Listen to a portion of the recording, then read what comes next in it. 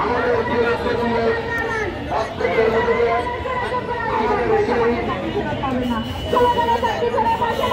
প্রতীক্ষিত দাবি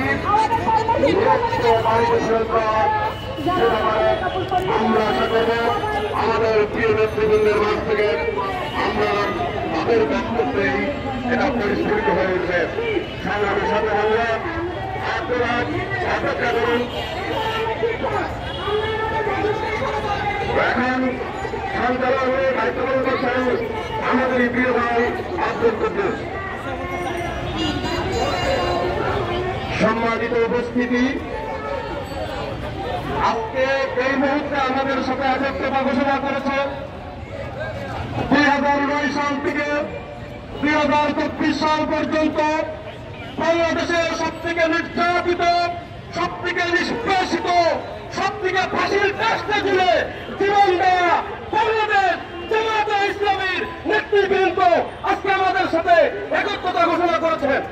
সম্মানিত উপস্থিতি, বাংলাদেশের ইতিহাসে বাংলাদেশ জামায়াতে ইসলামী থেকে এত গুম, এত খুন, এত হত্যা, এত গ্রেপ্তার বাংলাদেশের কোন রাজনৈতিক দল বাংলাদেশে হয়নি।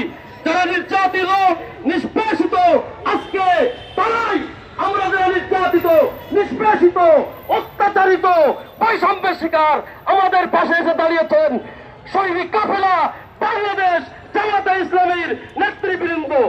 সম্মানিত উপস্থিতি, এ পর্যায়ে আপনাদের সামনে বক্তব্য রাখার জন্য আহ্বান জানাচ্ছি সৈনিক কাফেলা বাংলাদেশ ইসলামী ছাত্র শিবির রাজশাহী বিশ্ববিদ্যালয় শাখার সম্মানিত সাবেক সভাপতি, বর্তমান বাংলাদেশ জামায়াতে ইসলামী ঢাকা মহানগরী দক্ষিণের সম্মানিত নায়েবে আমির, ঢাকা মহানগরী দক্ষিণের সম্মানিত কর্ম পরিষদ সদস্য, আগামী দিনের কেন্দ্রীয় কর্ম পরিষদ সদস্য, আগামী দিনের সংসদ সদস্য, আমাদের প্রিয় নেতা জনাব ডক্টর হিলালউদ্দিন ভাই বক্তব্য রাখবেন। বাংলাদেশ জামায়াতে ইসলামীর সেক্রেটারি জেনারেল অধ্যাপক মিয়া গুল পরোয়ার ভাইয়ের পক্ষে এখন বক্তব্য রাখবেন ডক্টর অ্যাডভোকেট হিলালউদ্দিন, নায়েবে আমির, ঢাকা মহানগরী দক্ষিণ বাংলাদেশ জামায়াতে ইসলামী। আমি মহতরমকে তার বক্তব্য রাখার জন্য বিনীত অনুরোধ জানাচ্ছি।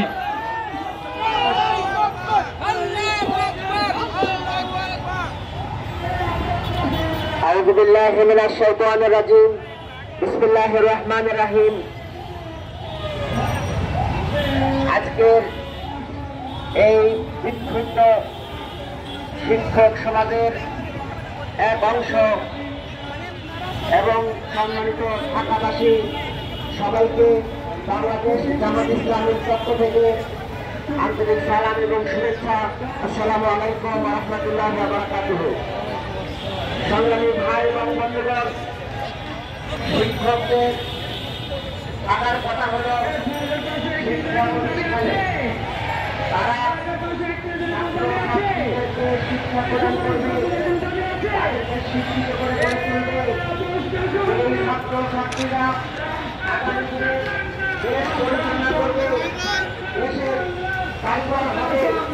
সেই হিসাবে শিক্ষকদের ভূমিকা রাখার কথা। আমরা জানি শিক্ষা হল জাতির মেরুদণ্ড। একটি জাতিকে দেশ পরিচালনা করতে হয়,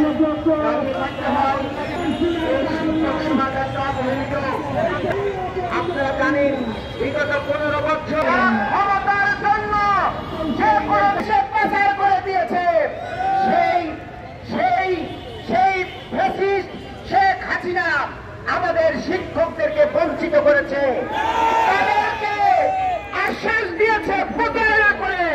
তৎকালীন সেই শিক্ষামন্ত্রী দীপুমণি এই ছাত্রদের আন্দোলন, আপামর জনসাধারণের আন্দোলনে যখন এই ফ্যাসিস্ট পালিয়েছে, তাদের দল পালিয়েছে, এখন যারা অন্তর্বর্তীকালীন সরকারের দায়িত্ব পালন করছেন তাদের কাছে আমাদের উদাত্ত আহ্বান, আমরা এই শিক্ষকদের ন্যায়সঙ্গত অধিকার